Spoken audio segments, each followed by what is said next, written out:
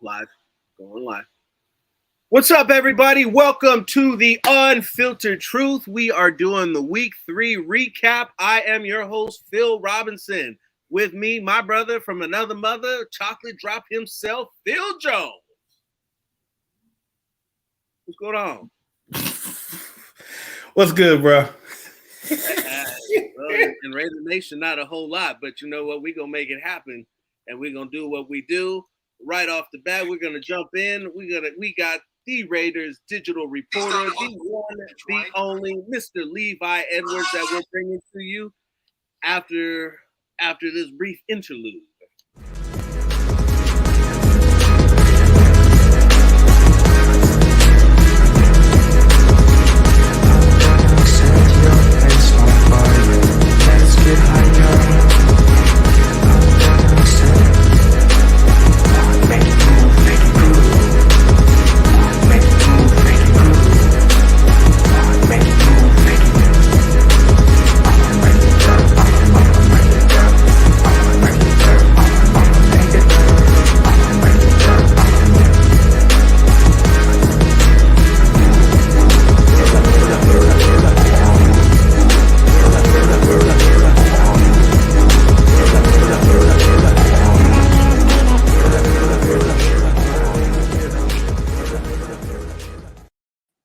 All right, welcome back, Mr. Levi Edwards. Real quick, how are you, sir? Let me first do that. Oh, I'm doing good, man. No complaints. Right on, right on. Now, real quick, we got some people in the chat. First and foremost, we got to get a moment of silence for Coolio as he makes that fantastic voyage straight into the gangster's paradise.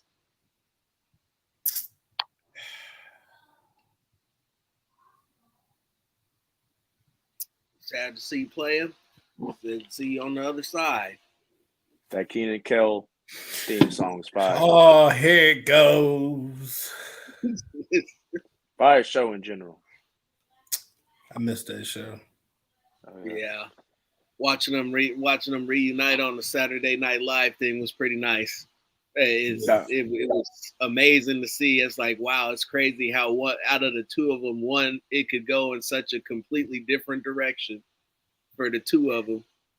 And it's crazy because I would have thought it would have been like Kell that blew up. I remember when I was little watching all that, watching Keenan Kell. I always thought, Keenan was the better actor, but it's kind of like Kell was always just a little funnier to me. It's kind of like when you're watching the Wayans brothers. I kind of always thought that, I kind of felt like Keenan was like Sean and Kell was like Marlon. But R.I.P. Coolio. Man, he wasn't Sean and Marlon. So I could dig it. But week 3. Let's get into it. A 22-24 loss to the Titans. The defense did not play good. Did not start the game off well at all. I mean, let's keep it real, keep it 100. Derrick Henry was running all over him, gashing him. Ryan Tannehill was doing ungodly numbers, which somehow he only manages to do to the Raiders, because otherwise he looks like he's tied for the worst quarterback in the world.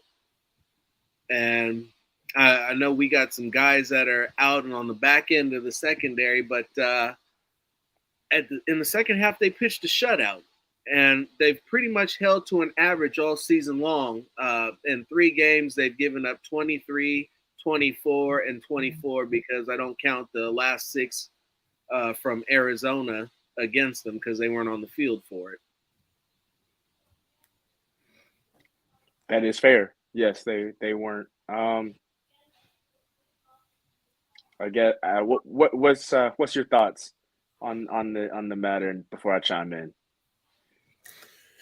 What, on that defense? Look, like you said, first half it wasn't hot. Every drive you were just giving up a score, and then second half you showed up, pitched a shutout, and then you're still sitting on 3. At the end of the day, I get that we're shorthanded on key starters being out. But when they say next man up, you got to step up and try to make a better effort than what we're seeing. And we're seeing guys looking like they're out of position, especially on that linebackers group. So I will say about it's a very complex system in terms of where the linebackers are required to do. And, Diablo and Jayon, they're both very smart people, very smart players trying to adjust to this system. And it doesn't help that you miss, your Pro Bowl linebacker, Denzel Perryman, for 2 straight weeks. Yeah. Who I felt played fairly well against the Chargers that first week. So thank God he was back at practice today in a limited fashion. So hopefully that'll result in a good week of practice and he'll be able to suit up for Denver. Same with Trayvon Merrick. Those are 2 guys that I feel have been very, very missed in the Raiders defense for sure. No, I agree with you on that one. Not having those guys, and then you also don't have Anthony Avery in that lineup. But I mean, you've seen guys like a Mick Robertson come in and step up. But having these injuries, man, it's really hurting. Yeah, I mean, and that's the thing where it's like injuries, they happen. Everybody is going to have injuries. They are inevitable within this game, and you look at what we're dealing with, and then you get the injury report, and you look at Denver's list of people they got on the injury report is longer than ours, and then you see what the Chargers are going through. I'm not going to feel bad for an AFC West rival for a second, but they have 2 All-Pro players that go down that are either going to be out for the season or damn near close to out the whole season. So things are just very unpredictable within the NFL. And so Josh Jacobs said it today. People forget this is the NFL. Everybody's good. There are no bad teams. Even you look at somebody's record, it doesn't mean they're a bad team. It just means that they're not winning games, which is coincidentally describes the Raiders to a T right now. They are a very good team that aren't winning games because they cannot put together a full 60 minutes, or even they even against the Cardinals they put together a solid 45 minutes. They just got to put together a solid 60 minutes, and things in the game of football aren't perfect. You're not going to be able to play a perfect game. It's just not feasible. But when it comes down to it, they just need to be more consistent, need to put forth the full 60 seconds and just be their best throughout the entire game. There's just too many laps that have happened throughout the first 3 games. And you can look at the record and think that things are going off the rail, but you just have to look at how these games have transpired, where no matter what happened, the Raiders had the ball in a lot of these situations with less than 2 minutes to go with an opportunity to win or tie. So just gotta stay focused. Gotta be more consistent. I think that's the common theme in the locker room right now. Yeah, absolutely. So he actually did come out. No, he came out. He said he came out more than just the early play where he got the TFL. Talking about Kuntz? Yes. Yeah, Kuntz got a couple of snaps against the Chargers. He actually looked really good. It's crazy because I was looking at PFF, and actually he had the highest PFF grade on the team, but you can't really count it because he didn't play a certain allotted amount of snaps. I think he only had about 5 or 6 snaps, but he actually had the highest PFF grade on the team in total. And it's kind of the same thing that we had noticed last year where Malcolm was inactive for as many games as he was, and then came in those 2 games and really started to make a name for himself. I thought he looked very good in the preseason. But things happen, and we'll see how the defensive line rotation continues to crack up. Of course, I mean, you want a little bit more of a balance in your rotation, but at the same time, it's kind of hard to take Max Crosby out of a game way he plays with the motor and the passion that he plays with, and he's obviously has overwhelmingly been the best player on this defense so far through 3 weeks. So we'll see how it goes. So, yeah, him and Nasty Nate. Yeah, Nate the Great. Nate the Great. Rocking with Nate the Great. I respect it.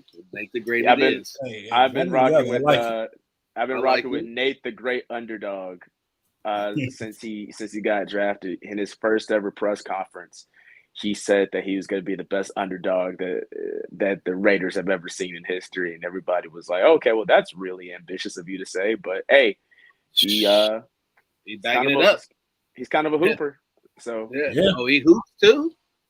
Well, not baller, but yeah, he you know he can ball. There you go. I mean, he's been elite. It's so great. Like watching him, and just even all in the little clips that we get, because I know you got to see a lot more than we did.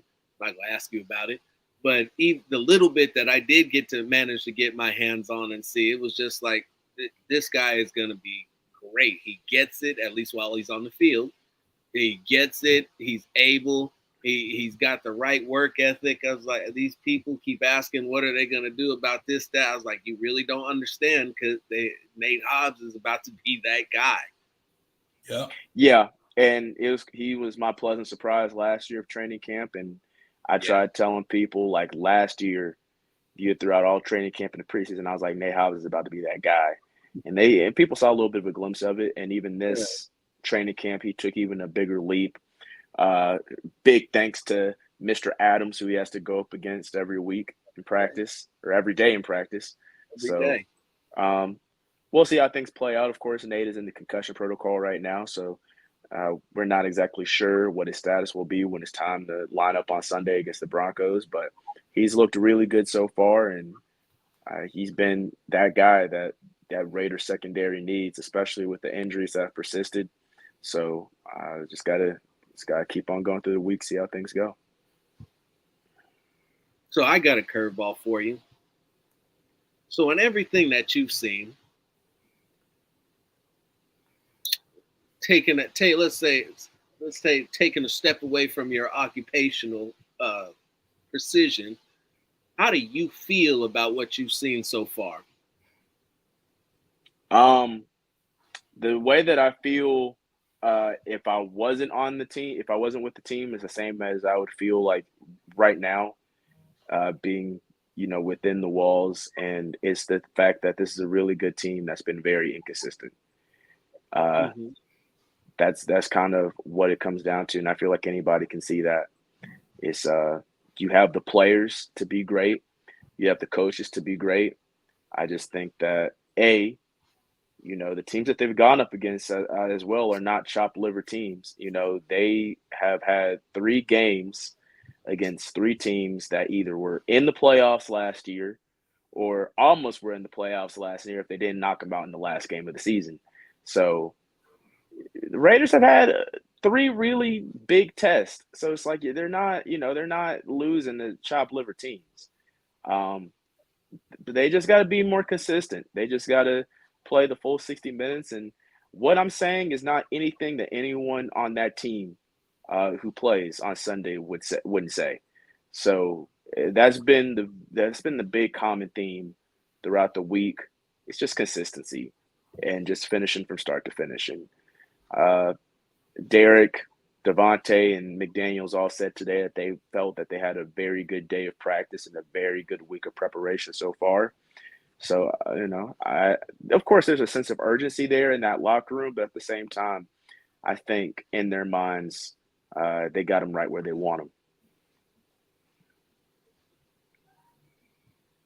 It's good to have Denver showing up for sure, especially at home. It's a great place, great time for Denver to show up. Yeah, and even I was reading a little bit into what Denver was saying going to the game, and they're just saying that the Raiders right now are kind of like a wounded dog. And of course, when you are going up against a wounded dog, they're going to fight a little harder. Yeah. And 0-3, I definitely wouldn't say the Raiders are a wounded dog per se, but they sure as hell got their back up against the wall. So this would be the perfect time for them to put together a complete football game and get a big win and what a lot of experts are probably calling an upset at this point. But it's going to be exciting to see regardless.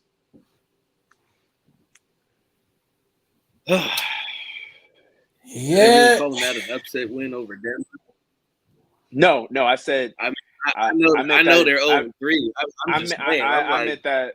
I apologize. I meant that in a very sarcastic manner.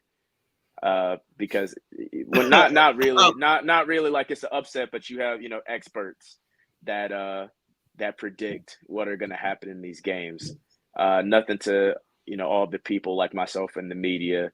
I just know football isn't played on paper, so you just gotta watch the film. You gotta go about your fundamentals and your basics and get to it. And so what I meant is, yes, I feel like a lot of people will consider the Raiders as underdogs going into this game strictly based upon their record. And at the end of the day, I'm not going to take anything away from Denver because people could talk about the offensive miscues that they're having and things not really going the way that people thought. But at the end of the day, they're 2-1, which means that they've won more games than they've lost. And I think they have one of the better defenses in the league. Them securing Randy Gregory was one of the biggest things they could have ever done. So it's not going to be an easy game. It's not going to be an easy task. The Raiders, they can have their back up against the wall if they want and they can fight. At the end of the day, they still got another really good team that they got to play against. And then after that, they've got another really good team they've got to play against. So they got their work cut out for them, but got faith in them. That's what, a Monday night? Monday night, Kansas City. That should be fun. Can't wait. Oh yeah. Got them nice and early. It's not going to be cold, no snow. That's going to be the best chance, not the best chance, but one of the better chances to have that. Hopefully. Go ahead. I was about to say, I'm just saying, last time I remember the Raiders going to Kansas City during week 5 resulted in a victory lap around Arrowhead. So let's see. I'm just saying. Let's see if it would be nice. Hey, look, it would be nice to see. Would be nice to see you get the W this weekend. I don't care how ugly it is. Win's a win, and you get that win against KC. I feel a little bit better. Well, yeah, like everything, like I've been saying, this is a very good team. They have really good players. They have really good coaches. They just have to be consistent. And it's just crazy to think that, it's just got to be start to finish. You talk about those 2 losses on the road to the Chargers and to the Titans. They've outscored their opponents 28-7 in the second half. And then if you add the first half against the Cardinals, you're outscoring your 3 opponents to 48-7 in 3 different halves, but you're 0-3. So what does that say about your team? Needs to finish games. And so I think once the Raiders get that recipe, which I know that they're working very diligently and hard to figure out, then this will be the team that I believe everybody hyped them up to be. Yeah. But all of them have said, games aren't played on paper. Just because you got DC and Devontae back together again and it's all cute doesn't mean it's going to result into wins. They got to go out there and they got to earn the wins. They got to play good ball, and I think they're going to do that moving forward. Not that they already haven't. I mean, we've all seen them play very good football. They just got to do it over the duration of 60 minutes. So Andre James was back in practice today. Yes, I believe he was listed as full go in the injury report. Yeah, he's been back at practice for a few days now. This was just his first day back at practice as a full participant without the non-contact limitations. Right. If he's ready to go, do you conceivably seeing him going back to his job as the starting center, or does maybe in this land of rotating offensive linemen he get tried at one of the either or of the guard positions, or does Dillon go back to guard, or have you seen anything that would that you can speak on, let's say? Only thing that I can speak on is, for all of you watching, go and follow the Levi Edwards on Twitter. I took a nice video of on Mr. James giving some snaps to Derek Carr. So they're back together and they're on the same page. And Dylan, he's played extremely well, as the starting center in the 2 games that he did play. However, when it comes down to it, Andre James is now going to his third season. I think he's going, this is his 3rd season or 4th season as a center, because he was a backup for 2 years behind Rodney Hudson. He was a starting center last year, and now this is 4th season at center with Derek Carr. So they have the thousands and thousands of reps up to this point. They're very confident in each other. And even though Dylan he did play well at the center position, and now he can do that and he can step in when you need him. He got a lot of reps in college at guard, and he looked amazing, even better than he did at center at guard week 1 against the Chargers and that defensive line, which is insane. So I'm not a coach. I can't really give you guys any strategy of what they're going to do or what they might not do. For all I know, everything that I'm saying, it could blow up on Sunday and it'd be completely different. But just from the way that I see things, it would make a lot more sense to put Andre James at the position, back at the rightful position that he earned throughout training camp, the position that he's worked hard past 4 years to keep, that he's done relatively well at. Put him back at center, let him do his thing with DC. And Dylan Parham is so good that he'll find a way to continue to find reps within this offensive line, no matter where they'll be. I think you slide him in at left guard. Well, as I say, about what he speak on. I just know that when he was in college, he got reps at both guard positions. He got reps at a little bit of tackle. He got moved around a lot, so he can play a lot. And now, he's been exclusively getting center reps since the Senior Bowl. So we'll see. We'll see what happens. But Dylan has definitely earned the right to play. If anything, right, he's earned the right to play. No, for sure. I was just curious to see that as I was watching the way that Andre James was progressing through the concussion protocol, and so I know that that's probably some touchy, but I figured I'd give it a shot and see what the heck. Well, he's officially out of concussion protocol, so I can speak on it. So no worries on that. Outstanding. That's definitely good. Yeah. Because for all of the fans who've been screaming about how the offensive line is no good, and I pulled up the numbers, and actually the offensive line is a lot better than anybody thinks, no matter how many different combinations they've been using. For sure. When you look at if you take out week one, what happened there, this has been a pretty solid offensive line that has given Derek more than enough time to make plays.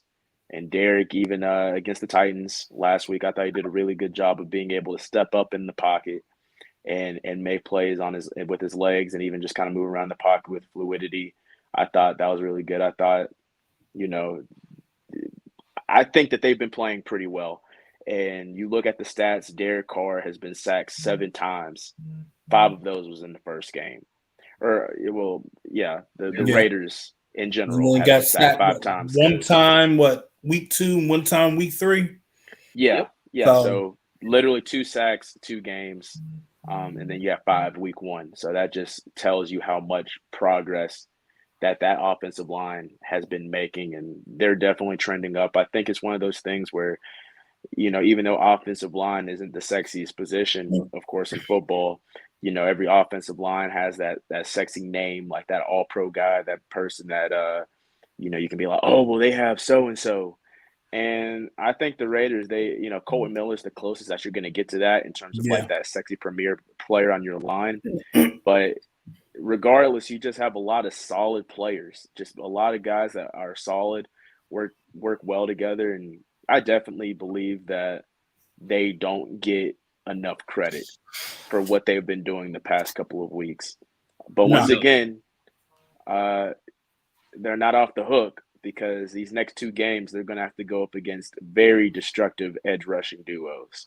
So, Colton and Thayer or Jermaine or whoever they decide they want to put in, at right tackle, they got to continue to trend upwards, and they're going to have some tough days ahead of them, against Denver and against Kansas City. I think they up for the challenge. I don't think they're going to be dealing with the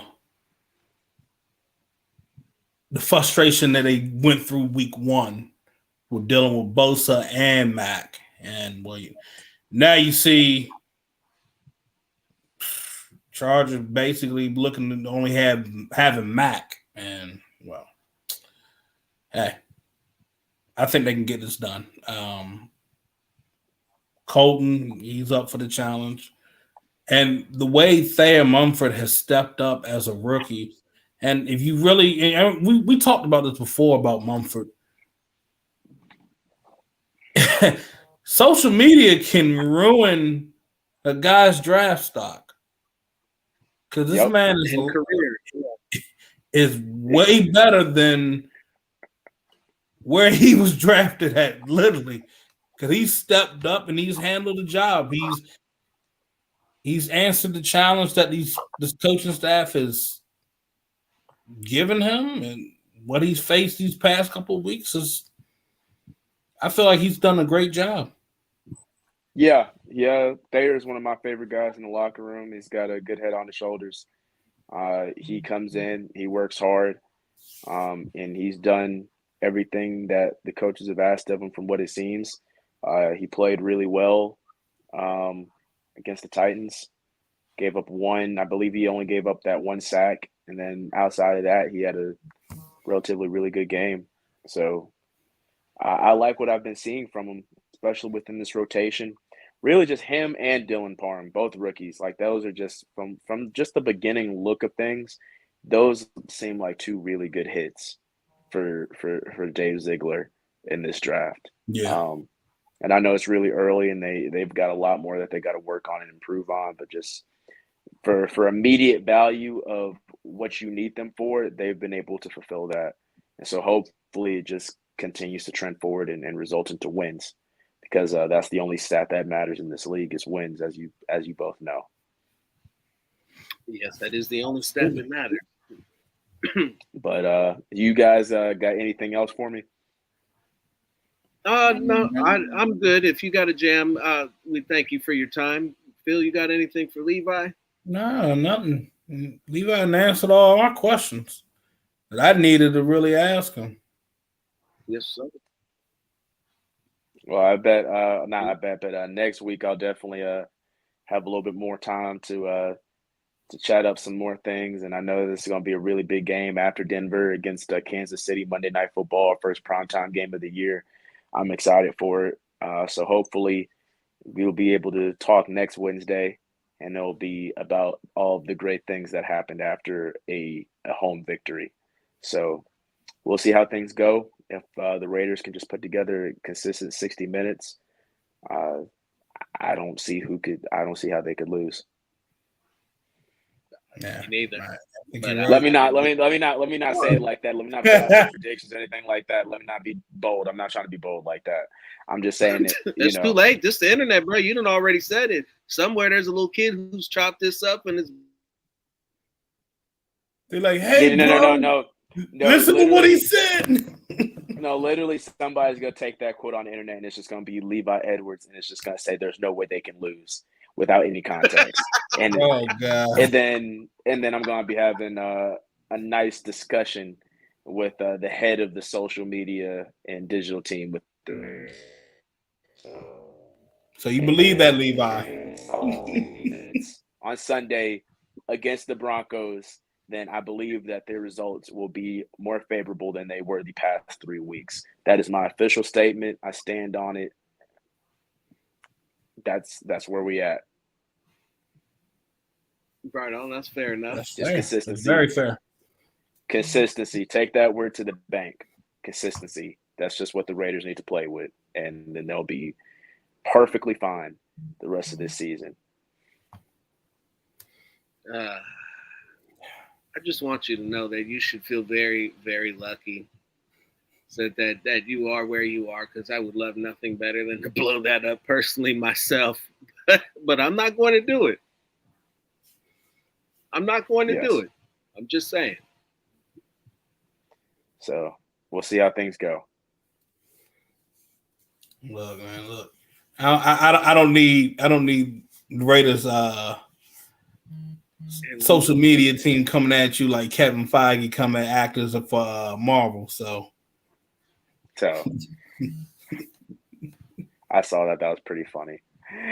All right, Levi. Take care, my man. But I'll see take you care, man. Next time.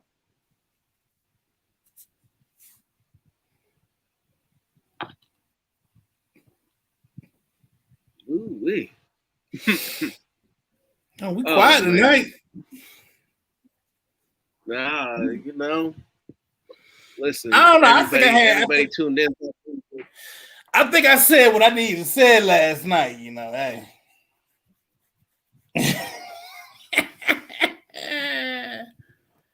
What can I say? And I will agree with a lot of folks that came out and said that, yeah, we need to run the ball more, especially in the red zone. What? Hold on. How am I out of pocket? I told you I wasn't going to do it. Don't do it. I'm not going to do it. You did it. Oh, my God. He thought about it. I did, though. I did think about it. Oh, my God. I wasn't going to do it. But seriously, I mean, yeah, McDaniels needs to get this running game going within the red zone. Yeah. You got guys like Zamir White. You got Josh Jacobs that's healthy, 100%, ready to go. Come on. Use them. If you're struggling with passing within that red zone, hey, run the ball. Keep pushing. How is Denver's run defense? From everything that I've seen them, not very good. But somehow they managed to go play teams that weren't very good running the football. DJ Jones was listed on the injury report. That is one of their major run stuffers. Yeah. Randy Gregory is not going to be the best run stuffer ever, especially if you load up and run directly at him. Yeah. All you got, to be honest, you can run a toss to the outside or a counter and just, I say, whoever's pulling, light them up. Mm-hmm. Not that hard. So the speed only works when you got a quarterback that's standing at a spot waiting for him to get to him. Because literally, like, the more and more I look at it, I mean, you can win. You can literally win Sunday. But it's just you got to put 2 and 2 together. Gotta take advantage of every opportunity. We could sit here and I could scream and I could yell and I could tell you how bad it is. You probably all wanted me to say run Derek Carr out of town. He's been terrible.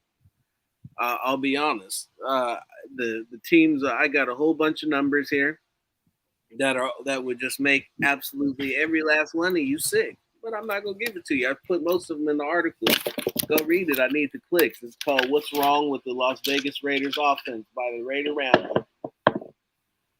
But what I will say is, this offensive line has been taking a ton of shit for no reason. That this offensive line. Let me rattle off the statistics on this offensive line just so everybody is familiar. They are 15th in the league with 25 pressures. They've only given up 25 pressures in 3 games. Derek has been hit 11 times, which is 12th in the league. That's 12th most. And they need to get that number down. But again, like Levi said, a lot of that was in the Chargers game. The 2.5 seconds of pocket time that they're averaging through 3 games is tied for second in the league. Let me say that again. The 2.5 seconds of pocket time they are averaging through all 3 games is tied for second most in the league.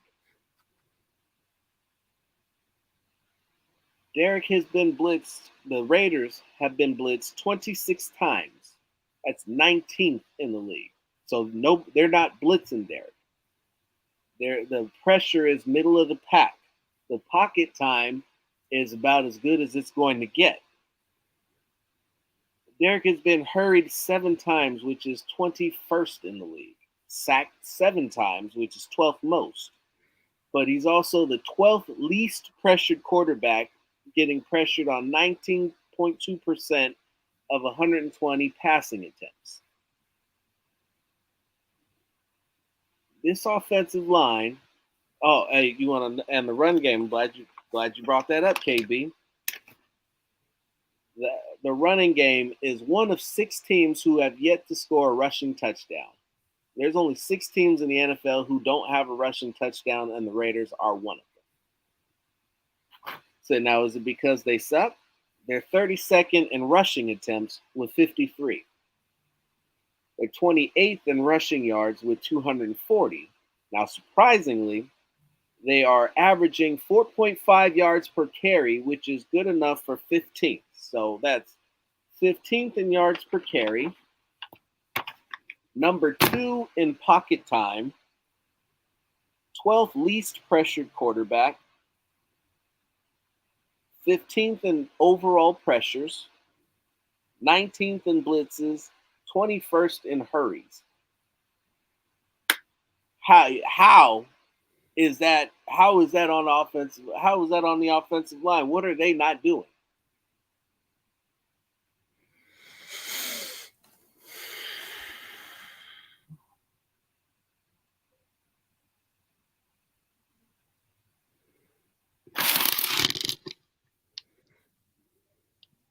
Now, as for Carr in the red zone, I'm gonna have to tastefully and respectfully disagree with I'm mad you brought like the whole hold on.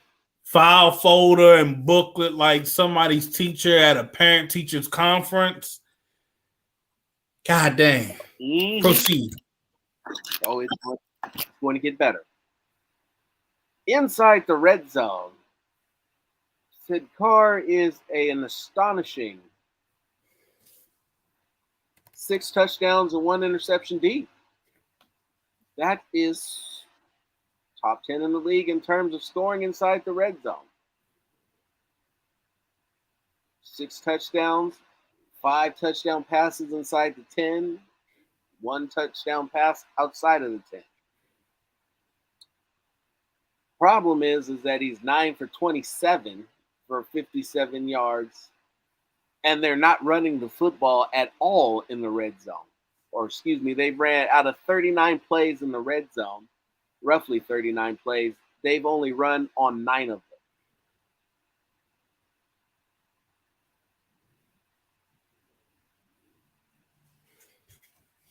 Say that one more time. Out of 39 total plays, give or take a couple, the offense has run the ball 9 times inside the 10. Nobody else has carried the ball but Josh Jacobs, and he only has 7. Now, let's keep in mind that Josh Jacobs scored 12 red zone rushing touchdowns last season. 12. But only has 6 carries, 2 from inside the 5, 5 from inside the 10. Out of 39 plays in the red zone.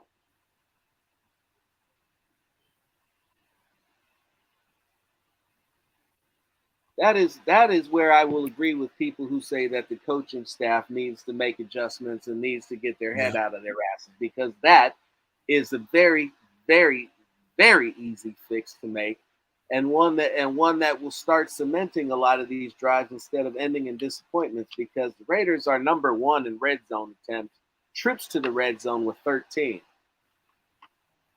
And Daniel Carlson is leading the league in field goals at 8 through 3 games. So that tells me if you're able. So let me ask you this right here. Since you just brought that up, number 1, and red zone attempts. That don't sound like play calling to me, right? Play calling seems fine right there, right? At least between the 20s. So they're able to have a a game plan, play calling system to be able to drive downfield and get down to the red zone. But when it comes down to red zone execution, that's the problem, correct? So now that's where it gets a little dicey, because if you want to count red zone touchdowns, they have 6, which places them as 10th best in the league. Now, if their red zone conversion rating at 46.2% places them at 26th best in the league, which means they are the 6th worst team in scoring red zone percentage. So basically, what you're saying is execution. Mm-hmm. So it's not the play calling, it's not what the plays that McDaniels is giving to foreign the offense in the red zone. Is foreign the offense not executing? You said what you said. So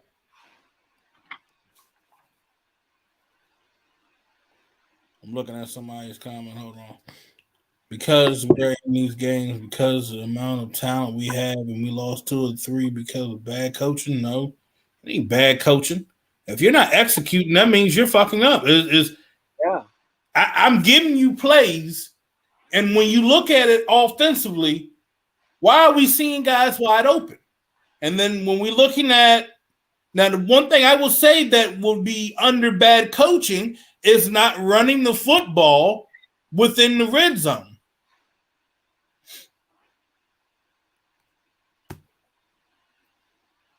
That's a very easy fix. Because really, you got capable running backs. You got 5 running backs and a fullback. Yeah, and a big fullback. Big ass fullback. How many tight ends? 3. How big? Everybody averaged about what, 6'5 and a half? 250, 260? About 255 at best, yeah. 255. 3 tight ends. Fullback weight 260, 265. I just don't. And it's not the O-line. You're not getting sacked within the red zone. Nope. And more importantly, now that this is where again. Now hold on. I'm gonna address this right now because I had to reach out and talk to somebody on that shit. You know, doing some shit like that, you would have the NFL Players Association involved, and then you're looking at facing a potential lawsuit. You think Mark Davis and them want to deal with a potential lawsuit that, they're tampering with my amount of snaps to control my contract, what I'm getting for the following year or so? Nah, definitely not, man. I'm sorry, but it definitely wouldn't be that. And damn sure Mark Davis would not be wanting to deal with that with all the shit and drama that had happened the past few years. No, and that's definitely not what he needs in terms of publicity right now.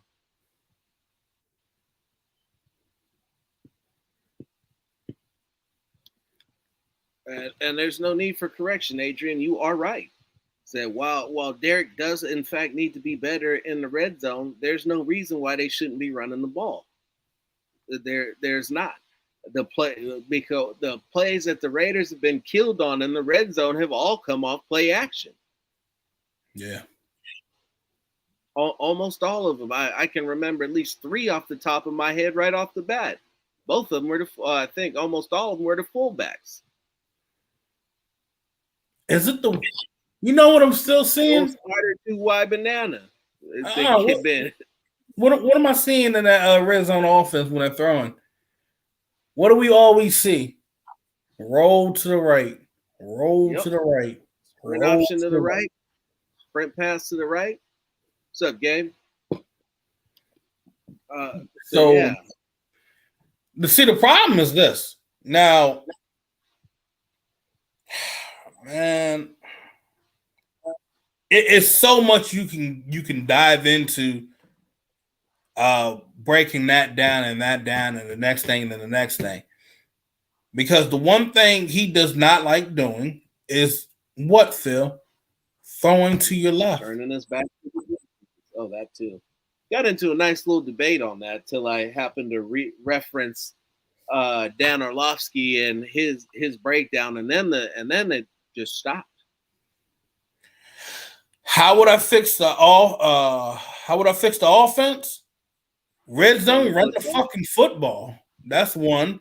Defense. When you got a guy in Chandler Jones that is not putting out what he should be showing you guys, I'm benching his ass, which they did in the second half.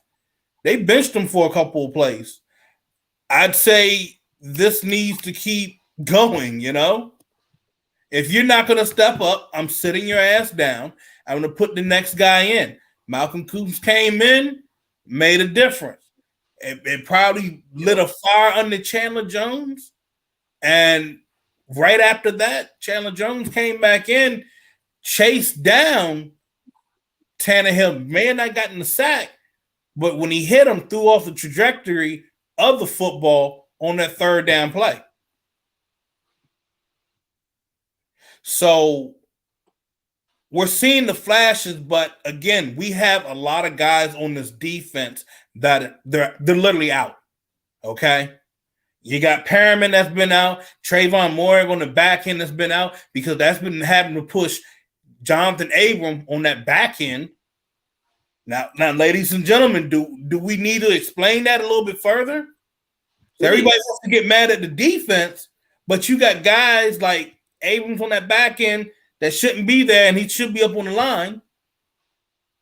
And I will say this, Jonathan Hankins need to do a better fucking job than what he's been doing on that D-line. He's still in Hobbs is still in concussion protocol. Looks like we'll have Rock Yasin back and ready to go for next week, or I mean for this Sunday. Mick and Sam Webb, you know, they're gonna come in and handle business if they need to. But I hope it would be nice to have Hobbs being able to come back in and be ready to go. Oh shit! What we got out of Mullins? Mullins was hurt. He was hurt. I mean, like you want to keep another hurt body on the roster? That would have been a waste. Yeah, that's where I'm at. I mean, homie wasn't available. It is what it is. Best ability is availability. But yeah, what you see is this. Like it's a lot. It really boils down to execution. And as much as I want to say that the sky is falling and it's all terrible and this, that, and the third, the Raiders have showed me exactly what in a loss. They've shown me exactly what I believe to be true. Absolutely anybody, because no matter, we can all say about how terrible they've looked and what they haven't done right, and through all of that, they've still only lost games by one score.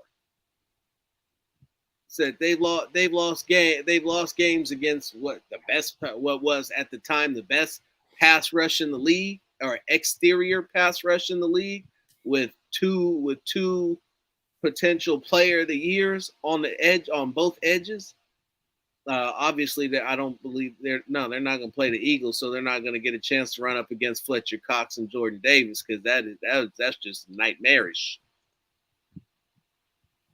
But they're missing guys, and they're going to get these guys back. And when they get these guys back, all of this dinking and dunking stuff that you've seen, it's gonna stop, because the players who were supposed to be in the positions that they were supposed to be in will finally be there. And you won't have guys filling in. You won't see Roderick Teamer having deep halves, deep quarters. You'll see him more closer to the line of scrimmage. Same thing as Jonathan Abram, where they were supposed to be, where they were designed to be, where they practiced it being. Yes, they've all practiced everywhere. That's what defenders do, especially for situations like these. And then you actually have Divine Diablo in the spot where he should be at. He usually slides down and comes off the outside. He's able to move freely, but now you got him trying to. It's almost like he forgets that he's supposed to be man in the middle at times. And then when he's supposed to slide out, it's like he's forgetting assignments. That's what it basically is with him. And he's ready, like, okay, I got to play inside. No, not on this play, bro. You got to slide out here, kick out. He's already going to cover up on the line. You know he's not covering back in cover. He's not going to drop back in coverage. You know Abrams is not going to drop back in coverage. It's going to be you. You're going to cover that tight end. Yep. So BF Boyd, I'm not going to argue. I'm not going to argue that. But in order to get that type of quarterback, you know what you have to do.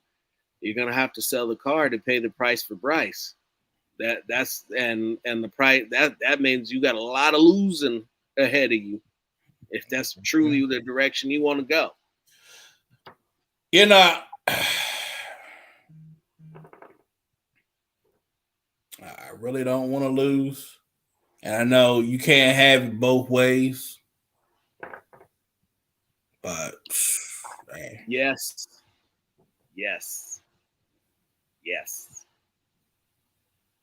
No. I had that backwards. No. I'm about to slap you. Yeah, I was like, wow.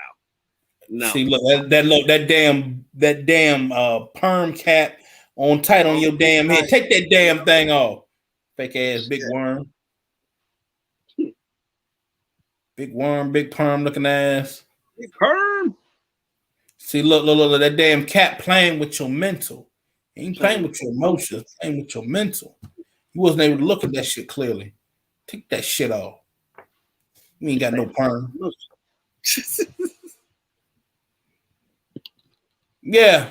It wasn't even over the middle. He was throw dink and dunks just across the line of scrimmage. If you really stop and look at it and really want to take it there, it was copycat offense from how Herbert and the Chargers were able to dissect the Raiders whenever they needed to.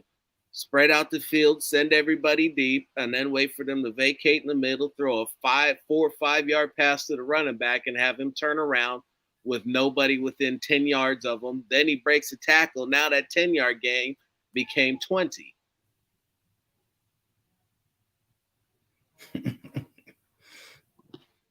A Pro Bowl linebacker is far from mediocre. Jayon Brown is a better blitzer. They're using him wrong. Jayon Brown should be blitzing. He is a hardcore, crazy blitzer. And his run, and I got to tell you, for being a smaller guy, his run defense has impressed me. He lays some hits.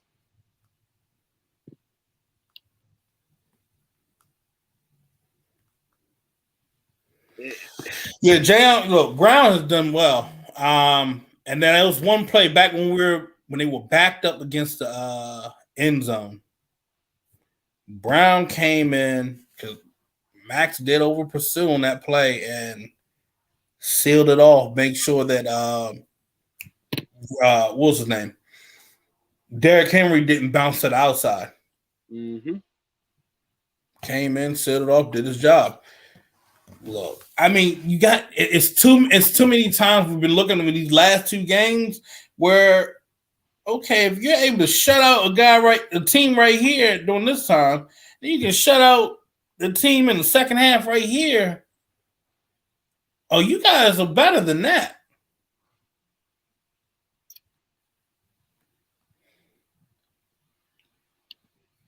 Now, so this 0-5 thing. Let's talk about this 0-5 thing, and let's look at where we are.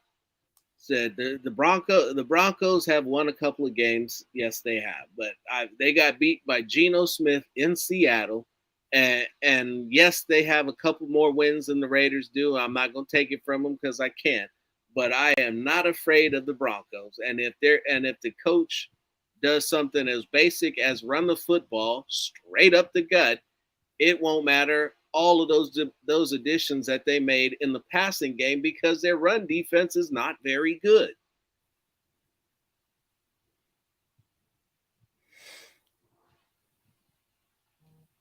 You beat the Broncos. Out of all the losses that you have, you still have one division loss. You're heading into week 5 against Kansas City. They just lost to the Colts. And the Colts have been god awful.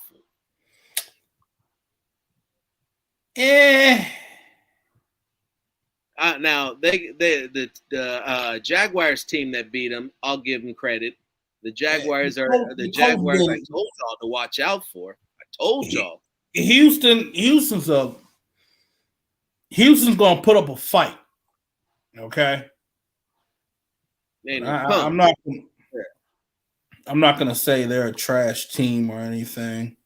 No, because Davis Mills is actually a lot better quarterback than people are ready for. He needs some more talent down there. And yeah, they might have something with him, or a real sleeper. But what is it? Willie Gay is still out. Will still be out in week 5 for the Chiefs for his 4-game suspension. Yeah, he'll be out. Yeah, he'll still be out for that. Yeah. Yeah, so you could run on the Chiefs, and you're going to need to run on the Chiefs because you certainly don't want to see Patrick number 15 on the field at all, or as little as possible. No, that's true. But let's say they win those 2 games. Now you're looking at you've won 2 division. You're sitting here at 2-3. You've won 2 division games. The only team that the Chargers have beaten was the Raiders. And they certainly don't look like they're about to be in a rush to be beating anybody. Let me walk that back. They have some issues. They have a lot of issues. They have large issues facing them. Larger issues than we have facing us, to be honest with you. But we win these 2. The Raiders win these 2 games. Excuse me, I'm not playing, and they're right back in it. They're right back in it. They'll have one more loss than Kansas City, but a head-to-head, and get to play in the last game of the season at home. So all is not lost, but they have to figure out how to execute. Derek has got to make sure that he's throwing to the right colored jerseys. The receivers got to make sure they catch when they actually get a catchable ball.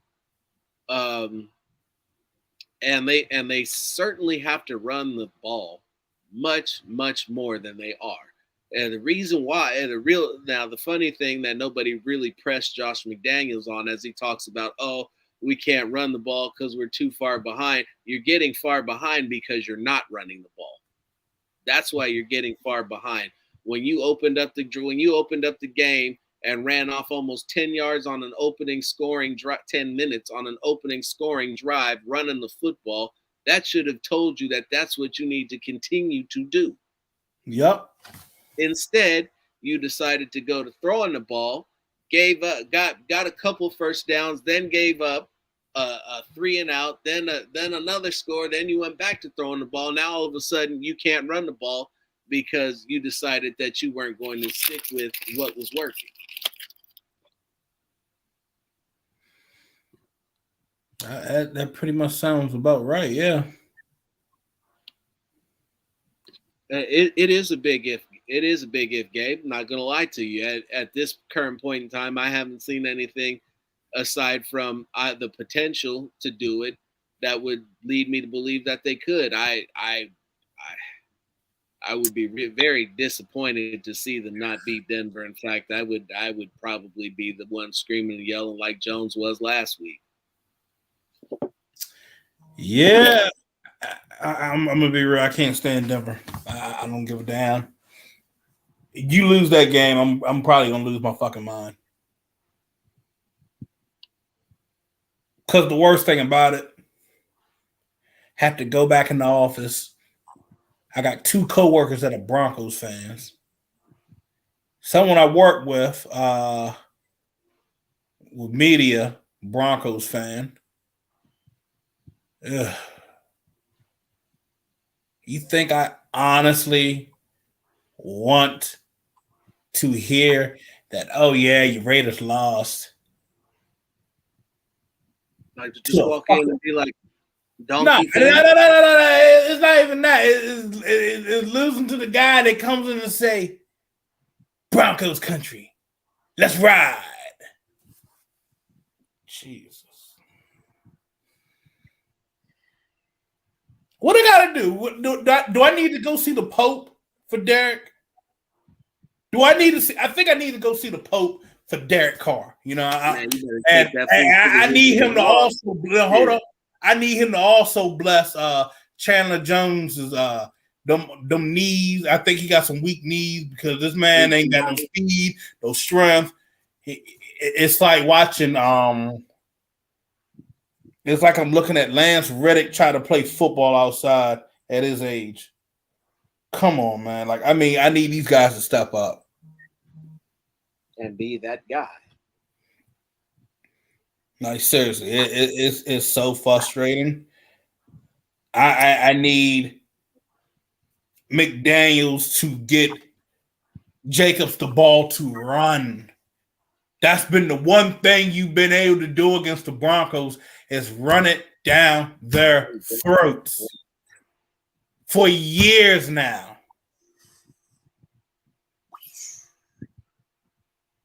Pound the meat. Run it straight up the gut. I wouldn't say pound the meat, but I mean, all you gotta do is stomp them in the nuts. All right, that's all you gotta do. Stomp them in the nuts. Stomp them down. That's all you gotta do.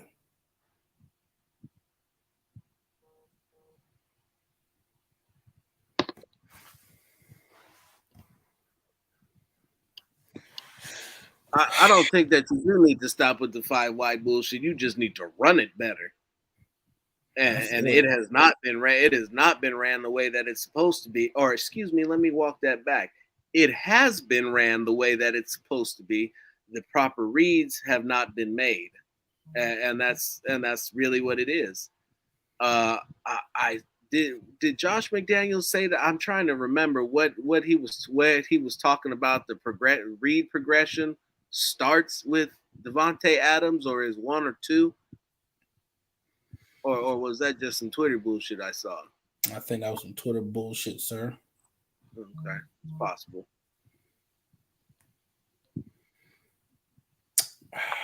Shit. Yep. There we go. Mm-hmm. Gotcha, bitch. But that's what we got. You got anything else for him, Jones? Hey, man, I didn't said my damn piece, fam. I mean, I didn't said it last night. Y'all saw what I put out there. Dan Orlowski helped show you guys the truth. I'm happy with that. I'm satisfied with that. And I didn't said my piece on the defense. Defense got to do. You getting guys back this week. You getting a good handful of guys back. And if you get Trayvon Mooreg back, that's even better. So some of you guys will stop bitching and crying, saying, oh, the defense, oh, the defense. That's what the fuck y'all saying. Defense is giving you an opportunity to win every single game. I mean, seriously, right? I mean, we pitched the whole defense pitched the whole damn shutout for third and fourth quarter. So all I was getting were field goals and shit.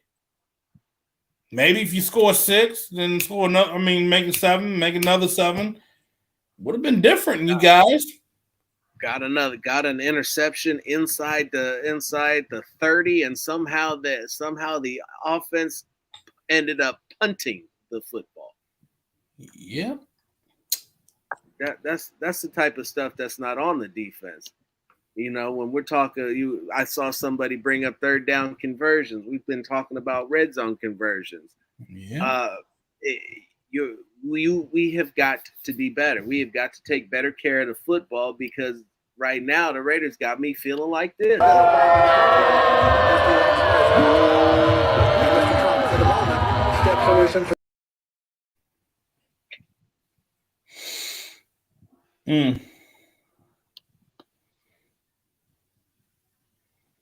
That's how they got me feel. That's what they've done to me, Phil. So as I recalled, what was it? The Raiders were sitting at about 23rd or 25th last week for defense. They incorporated. Was like, yeah, and they also incorporated that last score that went against the offense onto their numbers. That's why that was up so high. So now they're at 21st. So the numbers are like the trickling back down. Right. So I don't see nothing fucking wrong there. It's as it should be. The when you go back and you look at the overall numbers are not bad. They were inflated by Kyler Murray running all over the place, and they were inflated by Justin Herbert doing his thing and throwing the ball all over the field for where the way that he did up until the time that they put the clamps on him in the second half. So this defense is held firm at right about the 24-point mark.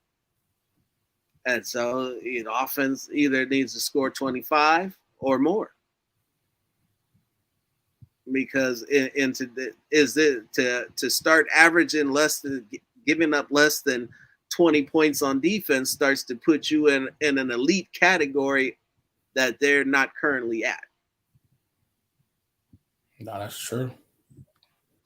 So 24 averaging giving up in between 23 to 24 is middle of the pack, which is where they should be. And for the longest, we heard all that Derek needed was a number one wide receiver, a decent offensive line, a great slot, a whole bunch of running backs, middle of the pack offensive line, and a middle of the pack defense, and we'd be playoff bound. And yet somehow we're sitting at 0-3. Yeah, sitting there. I mean, hey, it's up to them if they want to climb up out of this shithole. I mean, hey, it's your fucking job, not mine. That's how I look at it, bro. You got a fucking job to do, fucking do it, bro. But if you ain't doing it, then, well, yeah. You the one that got to sit in that fucking locker room. You the one that got to hear fucking media drag your ass every fucking week. And you don't like it. Should anybody like it? No. Play better. But until you start fucking winning, play better. Until you start executing on offense, be a little bit more consistent. I mean, I know some folks want some sacks and some turnovers. Okay, I get that. That'd be nice. Step the fuck up. Or your ass is gonna end up on a motherfucking milk carton. Nobody's safe around here. Nobody's safe. But thank you all for tuning in. For those who haven't been, those of you who are new, please, if you enjoyed the show, give it a like, subscribe, help us out so that we can continue to grow and spread out to folks who want to hear the truth be told when it comes to the Raiders, because the head coach is not the problem. Said the quarterback needs to play better, but he's not the problem. The running game, the absence of a running game is more of a problem than anybody's really truly given it credit for. And that's also easily the most rectifiable problem that they have. It's called just give him the ball. Not very difficult. You don't have to throw it. You just got to turn and let him take it from the quarterback.